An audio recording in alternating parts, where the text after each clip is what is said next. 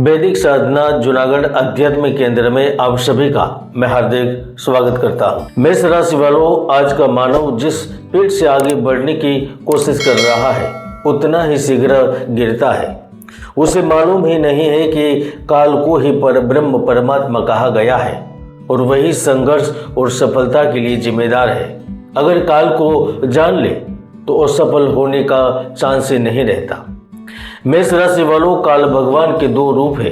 एक समस्त विश्व को उत्पन्न करने वाला और संहार करने वाला जो कि अव्यक्त, निर्गुण, निराकार और अनंत है, तो दूसरा कलनात्मक अर्थात विपल, पल, दिन, महीना, वर्ष, योग इत्यादि व्यवहार गणना करने योग्य है, जो कि व्यक्त, सगुण और साकार है। और इसी में नवग्रह में मंगल ग्रह पूरे 18 महीने के बाद अपनी परम उच्च राशि में पहुंचेंगे।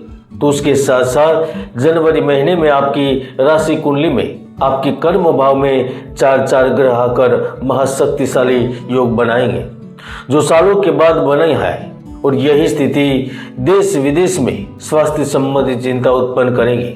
शत्रु विचारधारा वाले देश के बीच सुलह होगी, लेकिन द्वंद्व युग बने रहेंगे। भारत के पश्चिम के क्षेत्र पर जमीन के नीचे हलचल से बड़ा नुकसान होगा। गोल्ड और शेयर बाजार में बड़ी उठा पटक बनेगी। तो विदेश में बड़ी मात्रा में लोगों को नौकरी से हाथ धोना पड़ सकता है।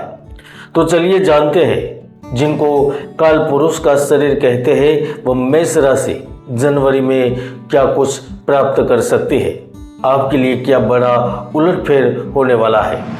मेष राशिफल 2026 के अनुसार जनवरी का महीना अनेक निष्ठ फलों से युक्त होते हुए भी 1 से 31 दिन आपके लिए पर्याप्त और अच्छे और निश्चित रूप से मंगलमय परिवर्तन के साथ प्रगति की सूचना लेकर आ रहे हैं। इस महीने आपके जीवन में कई महत्वपूर्ण बदलाव देखने को मिलेंगे।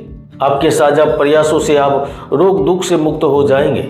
महीने के प्रारंभ में और महीने के अंत में कुछ गणमान्य व्यक्तियों के साथ आपके संपर्क सूत्र जुड़ेंगे और वह आपके भाग्योदय में भी सहायक सिद्ध होंगे।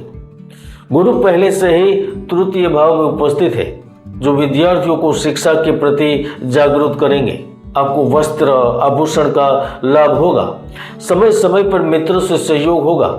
और अगर आप बौद्धिक कार्यों से जुड़े हैं तो पूर्ण सफलता प्राप्त करेंगे।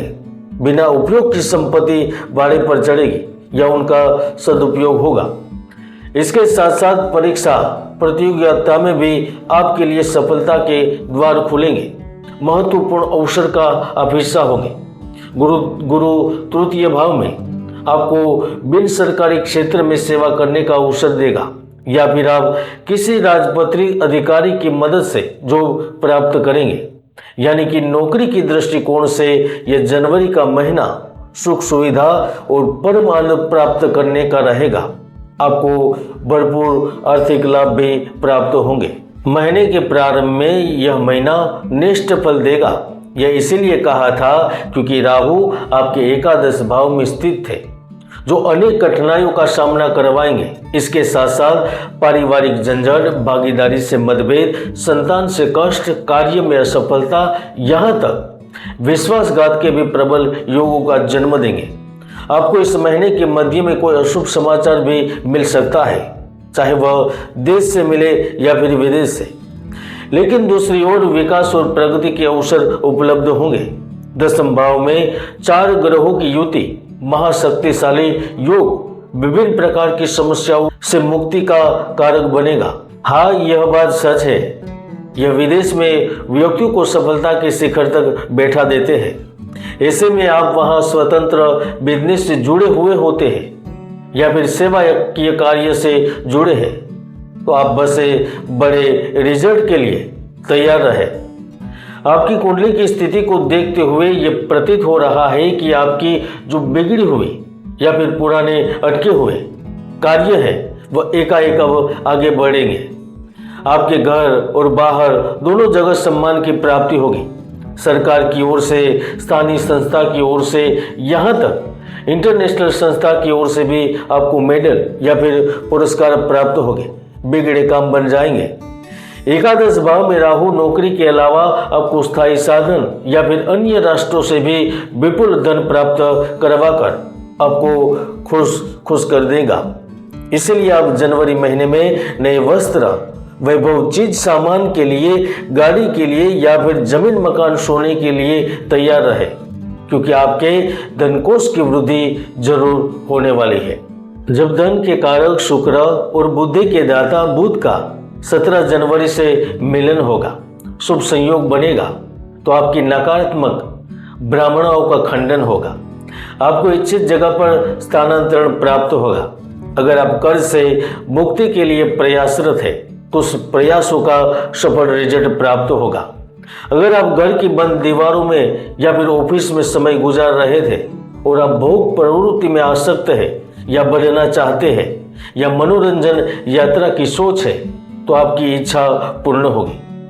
17 जनवरी के बाद आपको पैतृक धन एवं कुटुंब से जुड़ा लाभ भी मिल सकता है। यदि आप अपने बिजनेस को लेकर, कंपनी में चल रही चिंताओं को लेकर चिंतित है, तो उसका आंशिक समाधान जरूर निकलेगा। लेन देन से लाभ होगा। ठेकेदारी, लघु उद्योग, कुटीर उद्योग, लकड़ी के कारोबार, फर्नीचर का काम और स्पोर्ट के सामान के कार्यों से संबंधित लोग भी अपने श्रम, अपने प्रयास और अपने बलबूते पर नई ऊंचाइयों को छू सकेंगे।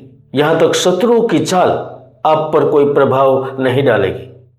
हालांकि आप अपनी चातुर्य और बुद्धि से आगे बढ़ रहे हैं, वहां कोई कानूनी उलझन आपको मानसिक रूप से प्रताड़ित कर सकती है। कोई अपना ही आपके विकास की यात्रा को बाधित कर सकता है। इसलिए संयम, धैर्य और शास्त्र का सहारा लें।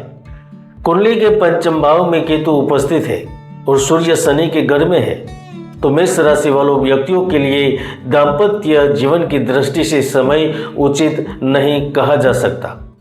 मंथ पर्यंत पति पत्नी में मधुरता कम और कड़वाहट अधिक रहेगी। बात बात पर रूठना आपको परेशान करेगा।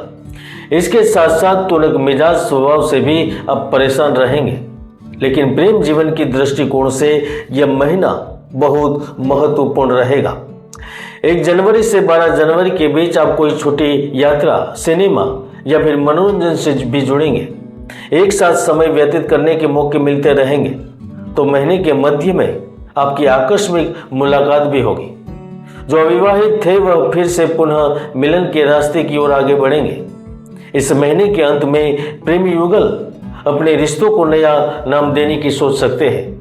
प्रेम विवाह की संभावना बन रही है, लेकिन फिर भी आप अपने परिवार वालों की उपेक्षा भी ना करें और विवाह से पहले कुंडली मिलान अवश्य करें, वरना आपको लेने के देने पड़ सकते हैं। ज्योतिष में कुंडली के कई महायोग हैं जो आपको सफलता के शिखर तक पहुंचा देते हैं, तो कई दुर्योग भी है जो आपकी भरपूर मेहनत को व्यर्थ बना देते हैं। इसलिए कुंडली विश्लेषण करें। और अगर आप कोर्ट केस, शत्रु भय या किसी अनजाने भय, बड़ी चिंता या फिर भविष्य में होने वाली हानि के विचार मात्र से ही चिंतित है, तो आप त्रैलोक्य विजया विद्या का प्रयोग करें। याद रखें, त्रैलोक्य विजया विद्या का प्रयोग करें। उसमें आपको त्रैलोक्य विजया की मिट्टी की प्रतिमा बनाकर पंचांग न्यास करके यज्ञ में रक्त पुष्पों का हवन करना होगा। अगर यह श्रद्धा और विश्वास से करते हैं तो निश्चित ही चिंता से मुक्ति मिलती है। आज के लिए इतना ही, फिर नए वीडियो में मिलेंगे। जय गुरुदत्त, जय गिरनारी।